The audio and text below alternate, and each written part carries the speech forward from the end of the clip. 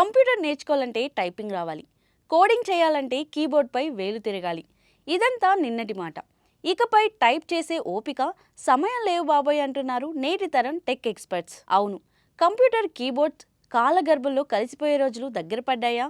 ఇప్పుడు ఐటీ ఇండస్ట్రీని షేక్ చేస్తున్న కొత్త ట్రెండ్ ఏంటో తెలుసా? టెక్ ప్రపంచంలో ఇప్పుడు వాయిస్ కమెంట్స్ రాజ్యమేలుతున్నాయి. సాఫ్ట్వేర్ ఇంజనీర్లు, స్టార్టప్ ఫౌండర్లు కీబోర్డ్ను పక్కన పెట్టి నేరుగా ఆర్టిఫిషియల్ ఇంటెలిజెన్స్తో మాట్లాడుతూ కోడింగ్ చేసేస్తున్నారు. బెంగళూరుకి చెందిన రోహన్ అనే ఒక స్టార్టప్ ఫౌండర్ తన ప్రాజెక్ట్ డిజైన్ను కేవలం 5 నిమిషాల పాటు నోటితో చెప్తే క్లాడ్ కోడ్ అనే ఏఏ సిస్టమ్ దాన్ని క్షణాల్లో పూర్తి చేసింది. ఈ ట్రెండ్ను క్యాష్ చేసుకోవడానికి విస్పర్ ఫ్లో, సూపర్ విస్పర్ లాంటి వాయిస్ డిక్టేషన్ స్టార్టప్స్ పుట్టుకొచ్చాయి. వీటికి వందల కోట్ల రూపాయల ఫండింగ్ కూడా వస్తుంది. గూగుల్ లాంటి పెద్ద కంపెనీలు కూడా ఈ రేసులోకి వచ్చాయి.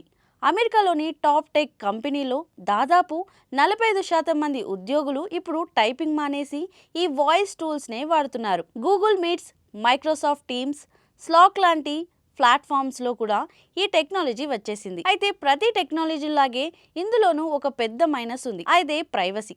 మనం మాట్లాడే మాటలు, రికార్డింగ్లు లీక్ అవుతాయేమో అన్న భయాలు ఉన్నాయి. కొన్ని దేశాల్లో దీనిపై కఠినమైన చట్టాలు కూడా తెస్తున్నారు. భవిష్యత్తులో ఉద్యోగాలు చేయాలనుకునే విద్యార్థులు ఖచ్చితంగా గమనించాలి. రాబోయే రోజులు కీబోర్డ్ నాలెడ్జ్ కంటే ఏఐతో ఎలా మాట్లాడాలి, మనం ఐడియాను వాయిస్ ద్వారా ఏఐకి ఎలా వివరించాలి అనే కమ్యూనికేషన్ స్కిల్స్ చాలా ముఖ్యం కాబోతున్నాయి.